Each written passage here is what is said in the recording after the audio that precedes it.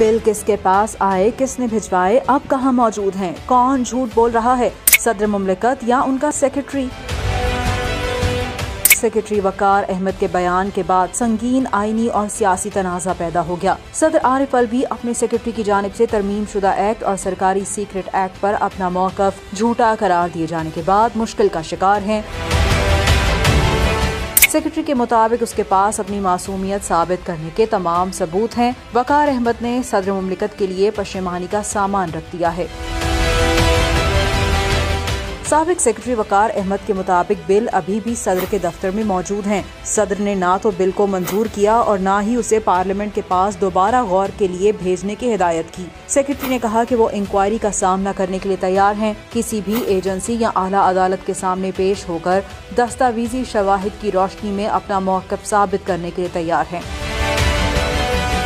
मामले में अगर सदर आरिफ अलवी गलत साबित हुए तो उनका ओहदे पर बरकरार रहना मुमकिन न होगा। अगर सेक्रेटरी ने झूठ बोला है तो इंज़बाती कार्रवाई का सामना करना पड़ सकता है। इतवार को सदर ने एक ट्वीट किया जिसमें उन्होंने कहा कि अल्लाह मेरा गवाह है, मैंने ऑफिशियल सीक्रेट तरमीमी बिल 2023 और पाकिस्तान आर्मी बिल पर दस्तखत नहीं किए क्योंकि मैंने इन कवानीन से इख्तलाफ किया था।